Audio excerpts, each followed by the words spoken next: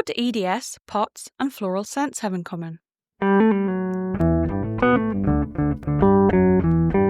Welcome to this month's episode of the Disabled Scientist podcast. I'm your host, Sofie, a disabled scientist, and I'll be introducing you today to Dr Kelsey Byers, an evolutionary chemical ecologist with hypermobile Ehlers-Danlos syndrome, postural orthostatic tachycardia syndrome, ADHD, and multiple other disabling chronic illnesses.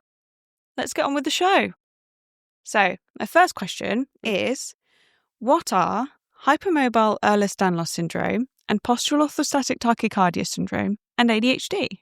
That is a great question. So, hypermobile Ehlers-Danlos syndrome is as the name kind of implies, a hypermobility disorder. Basically, it means your connective tissue is all loose and floppy when it should be nice and strong and tight to hold your body together. And that's not just the joints, it's your gut, it's your lungs, it's all sorts of other parts of your body. It's your blood vessels, etc. So hypermobile form is just one of several forms of Ehlers-Danlos, and it's sometimes considered the least severe because it doesn't tend to kill you, but it does tend to be quite disabling for a lot of people. Comes with joint pain, frequent joint dislocations in many people, including me, and just general sort of lack of coordination. Also, I have a lot of bruises all the time, both because I hit things accidentally and also because I bruise more easily because of Ehlers-Danlos syndrome. That makes sense. Yeah, it's, I remember with my mom, it was like, why is mom covered in bruises? Oh, right, it's the EDS. Yeah. So POTS often comes with EDS. So POTS is postural orthostatic tachycardia syndrome, as you said. It does not have to do with cooking, although it can make cooking tricky because you often stand at the stove, and when I stand up for too long, I pass out. So POTS is basically, break it down, postural, standing, orthostatic, you're still standing, tachycardia, your heart races, syndrome, a collection of symptoms and we don't quite know what's going on. And so essentially your heart beats too fast when you stand up, and eventually it gets to the point where your body says, oops, I'm an opossum, let me play dead on the floor. That is how my first neurologist described it, and Excellent. I thought it was very apt. Yeah. So basically I use a wheelchair most of the time because I can't stand up for very long. So standing in queue at the pharmacy, the grocery store, the bus stop, not on for me. And so a wheelchair really helps me be as independent as possible, which is great. And also on days when I'm dislocating my ankles, having a wheelchair is really nice to not have to put pressure on those floppy, sad ankles. In terms of ADHD, many of you might have already heard about this. It's a condition or disorder that basically results in difficulty with attention and executive function. So executive function, things like making to-do lists, prioritizing tasks, getting the tasks done. So I am kind of rubbish at a lot of these things, and it's really, really frustrating. Even things like, oh, it's time to file your self-employed taxes. Good luck with that. Yeah. Yes. My partner also has ADHD and is also self-employed. This year, he didn't do it on the last day. It wasn't on the very last day. So, yes. Victory. Victory. Celebrate those victories. Great. Okay, thanks for that explanation. What do they mean for you?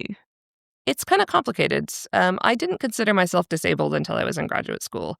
I knew something was not right since well before that. I haven't had a day without pain since I was age 13, and I'm 39 now, so it's been a long time. And we eventually figured things out over time, but I still said, I've got this disorder, but I don't really know what's going on. I developed POTS during graduate school as well, so I haven't had it my whole life, unlike Ehlers-Danlos. And the ADHD was actually diagnosed when I was in my late 30s. But we knew something was different ever since I was a small child. I think the word disability to me when I was younger was a really negative word, as it is for a lot of people. They assume it means inability or can't or something is wrong with you. And it wasn't until I met fellow students in my PhD who were also disabled and were part of disability advocacy that I went, oh, this word actually describes me, and that's actually a good thing. Yeah. Like having an identity home to come home to and having people to talk to who were not, I'm trying to figure out how to say this, not impaired by their disabilities, but were not brought down by their disabilities was really important to me. To find people who went, this is my body and I'm living in it and I'm doing what I want to do with my life. Yeah, that's important. Definitely. And I think the one thing that was challenging about that, though, was that all of these students were in disability studies programs. Really? I was the only scientist in the group. Interesting. And that was really hard. I mean, I went to conferences. This was before I used a wheelchair. Yeah. And there were one or two other visibly disabled people in Yeah. these 1800 to 2,000 person conferences. And that was just really hard because I didn't see people like me. And how can you know that you can succeed if you don't see people like you? And that's a big reason why I want to do this podcast. So, yeah, I want more people to know that there are people like you in STEM, you know? Absolutely. I was at a conference recently and met a younger student who is still in her undergraduate who also has Ehlers-Danlos and POTS and also uses a wheelchair. And I was like, it felt like putting myself in her shoes and going, this is what I would have wanted to see when I was at that age and at that stage of my education. So part of me also wants to be there for other people to show them that this is actually possible. Yeah. You can succeed as a scientist. You can be a productive, happy researcher. Yeah. And also be disabled. And these two things don't conflict. No. Yeah. Yep. Yep. Do you talk to your colleagues about being disabled? Yes, for most of my disabilities. Some of them I'm a little more private about. But even before I started being visibly disabled, I would talk to my colleagues a little bit. It depended on who I trusted. Yeah. And nowadays, when I'm doing more advocacy work and also when I'm very visibly disabled and fit the picture that many people stereotype of a disabled person as that person in a wheelchair, I do talk to my colleagues about it. Anywhere from, hey, I noticed that you've left this piece of lab equipment in the middle of the lab and I can't get past it. Would you mind moving it because that will benefit everyone? To, hey, I noticed you're having a bit of a rough time and I know you've got some chronic health stuff. Is there anything you want to talk about? Yeah. So when I was in my PhD and started, I knew I had some neurodiversity stuff going on, neurodivergent stuff going on. And I knew I had problems with my hands, but I was really nervous to tell my PhD advisor about it because I thought he would say, oh, well, I don't want you in my lab. Yeah. And so I actually waited to tell him until after I'd done a 3-month placement with him at the start of my PhD, what we call a rotation in the US. And then I said, okay, I think he likes me and he's agreed to accept me into his lab. And so maybe it's time we have this big sit-down conversation. Yeah.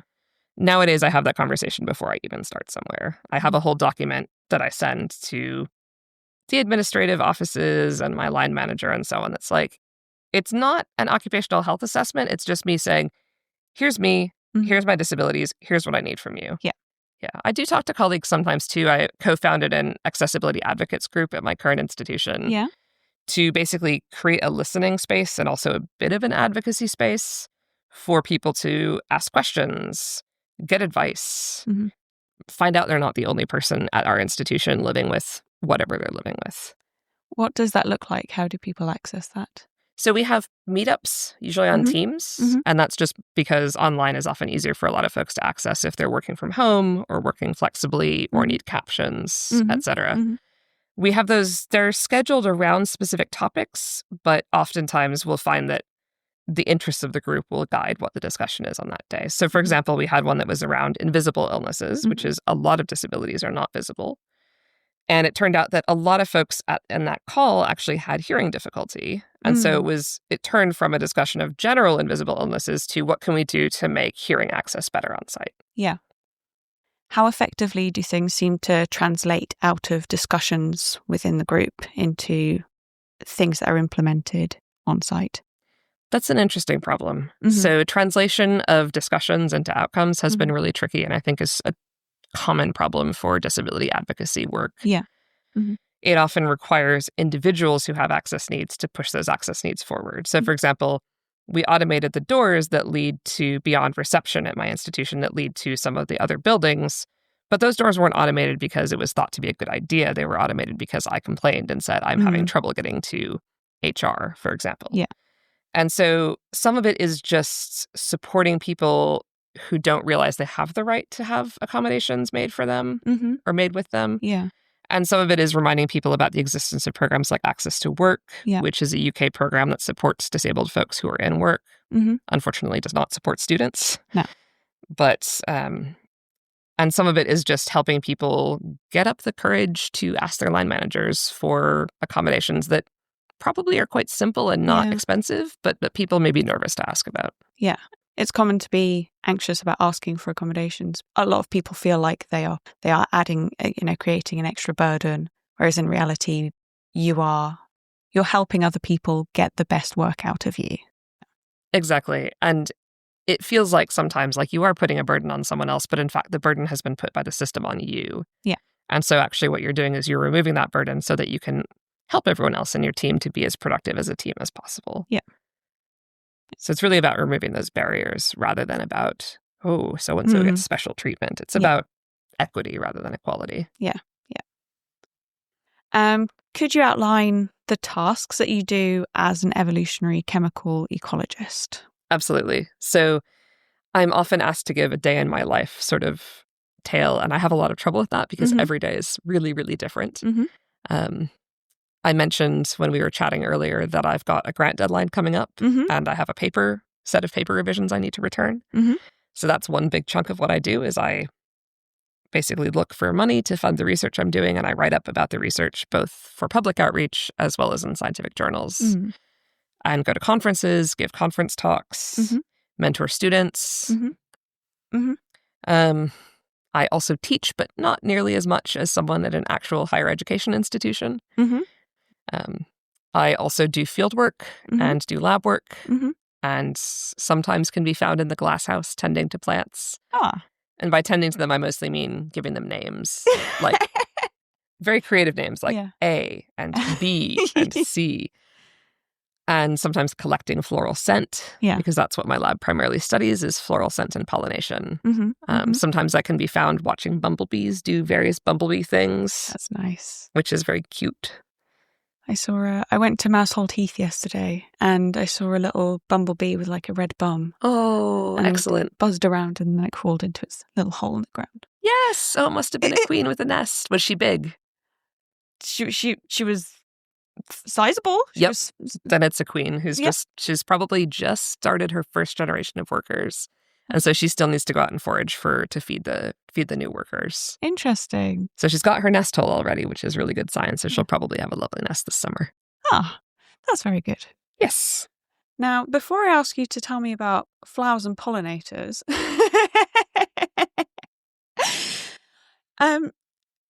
do you feel like there's anything that I've missed that you'd like to talk about? I don't think so. I think we've addressed most of it. I guess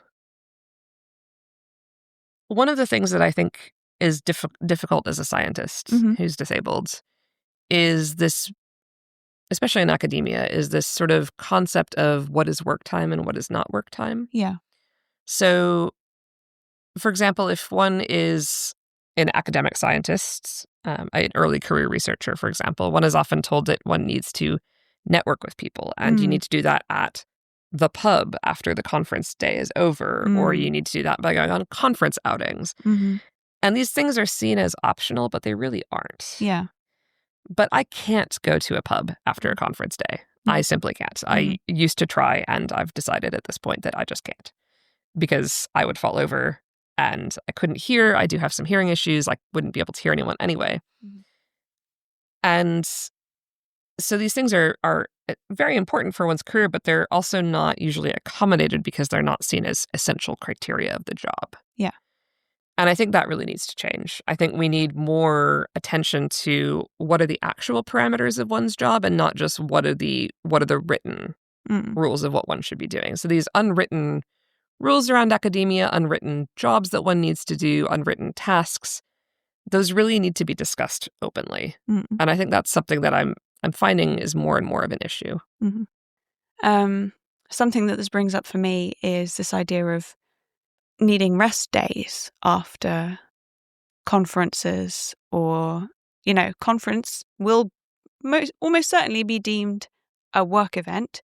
You are working at the conference, correct? Yes. But in order to attend, it would be beneficial for me to have an enforced rest day afterwards. But that probably wouldn't be considered just as part of what is needed to be able to attend a conference. I don't know. I actually have asked this exact question to our human resources team and to my line manager, because this came up as a recommendation from occupational health. They said, occupational health said to me, if you go to a conference, you need to take a rest day or two afterwards, especially if it's an international travel type setup. And so I actually asked, I was having a meeting with my line manager and HR and health and safety to discuss the occupational health report. And they said, well, of course, that makes perfect sense. And I said, so do I count that as a sick day? Yeah. Is that a leave day? Yes. Is that a work day? And they said, well, of course it's a work day because like everyone does it. It's just that no one talks about it. And there's no official policy about it. And therefore, you don't know that you have permission to do it. Interesting, because I would assume that I don't have permission to do that. Yeah. Exactly. Anyway, please tell me about bees. I would love to tell you about bees. So you mentioned the bumblebee that you saw, the red-tailed bumblebee, which is probably Bombus lapidarius. Okay. So Bombus is the genus name that means bumblebee, and lapidarius refers to someone who might be a lapidary or a jeweler. Oh, okay. And so I think that's probably named because she's got that beautiful black body with a red tip at the abdomen, kind of like a fire on a ring, like a ruby. Yeah. They are lovely. They're actually one of the major groups of bees that we've seen around Norfolk pollinating oilseed. Oh, really? Yeah. So we've done surveys for a few years on the farm that the John Innes Center has. And we walk transects. So this is a case where I'm walking. And we're walking up and down the rows. And I made up a sheet where we record what kind of bees and wasps and flies and other such things that we're seeing around. And we see a lot of these red-tailed bees. They are fabulous. One of the best things to me about bees is that male bees can't sting. Yes. So only females can sting because the sting is a modified egg-laying device, basically. And if you can identify which bee is a male by eye, you can pet them. Excellent. Yes. So I have taught my housemate in Seattle, as well as my partner, how to identify male bumblebees, and they pet them. That's fun. And the male bumblebees stick their little legs in the air as if to say, don't eat me, I'm not a food. And they're so soft and furry. Yeah. Excellent. There's also these wonderful bees called orchid bees that live in the tropics that are, speaking of lapidaries, they are beautifully emerald green and purple and blue and all sorts of shiny colors. And some of them also look a lot like bumblebees. And the males are scent collectors. So the flowers they visit don't reward them with nectar. Okay. And they don't reward them with pollen, which the males wouldn't use anyway. No. They reward them with scent, which the males scrape off using special brushes on their forelegs. Excellent. And then they carefully pack the scent into pouches on their hind legs, which look very odd. If you're used to looking at bees, you go, what is that? Yeah. And they mix their own mixes specific to each individual male based on the flowers they visit. Wow. So it's like they're distilling their own cologne, essentially. Yes. And then they display that to potential females and go, aren't I wonderful? Look at my beautiful, smell my beautiful cologne. Excellent. And we know that bees can smell for more than a kilometer away because someone was off the coast, I think of either Ecuador or Costa Rica, I forget which, unfortunately. And they had some of these baits they were using to attract orchid bees in the jungle. And some orchid bees appeared a kilometer offshore to the baits. Wow. Yes. Bees have amazing senses of smell. Yes. And that's a big part of your research, is looking at how pollinators engage with smell. So one thing we do, for example, which sounds a bit absurd science-y, and is not the kindest thing one could do to a bee, we do cut their antennae off. Oh, okay. And we mount the antenna across a set of electrodes, kind of like if you've ever had an EEG or an ECG, except without the sticky pads. We mount the antenna across a set of electrodes and we blow scent across the antenna and we measure the change in the voltage of the antenna. Oh. And that tells us whether the antenna is able to detect certain scents. Okay. So it's very absurd. Yes. And no one quite knows how it works, actually, but it does work. Yeah. I do donate money to an invertebrate conservation charity every year to atone for my mutilation of bees. Yeah. And in case anyone is curious, we do euthanize the bees afterwards in a freezer because they won't be able to find food without their antenna. That's a little bit sad. It is a little sad. But the idea is that some of the things we learn can be used to conserve other species of bees, for example.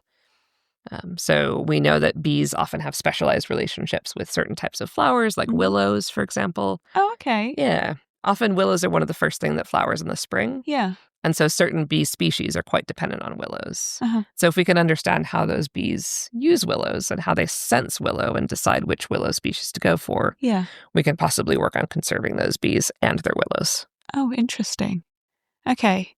So I was just wondering, you mentioned earlier about oilseed rape. So how could your work lead to improvements in oilseed rape? That's a great question. So I have a collaboration with another Jonas researcher, another group leader, Steve Penfield, and also with another group leader, Rachel Wells. And we're looking at factors that would attract bees to oilseed, as well as factors that would attract pests to oilseed and mustard. And so the idea is that there's been a lot of research done on visual factors that attract these things, but not a lot of research done on scent factors.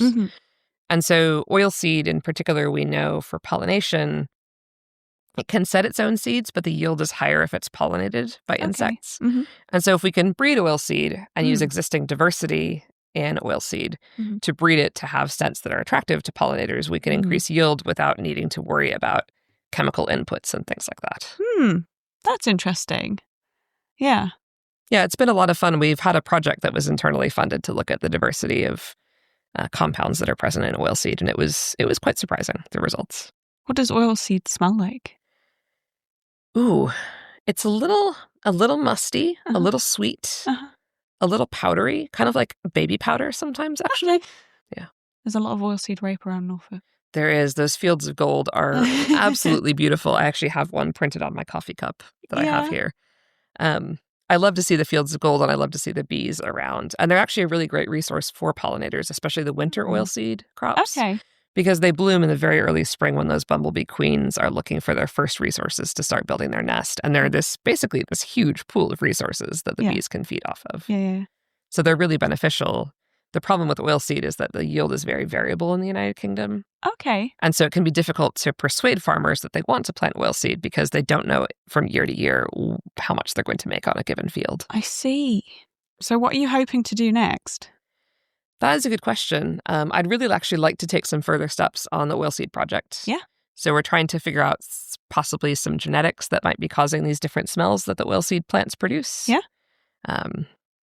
So because we were able to survey quite a large number of different varieties of oilseed, we're trying to use those tools to leverage genetic resources of those oilseeds to figure out how they smell.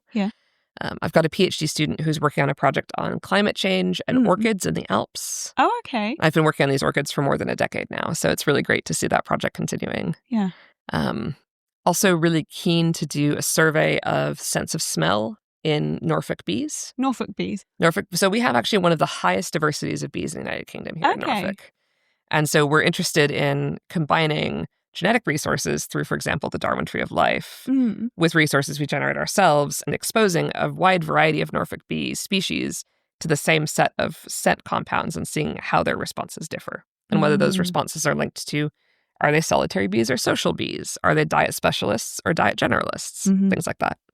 Excellent, thank you. Where can our audience find out more about what you're doing?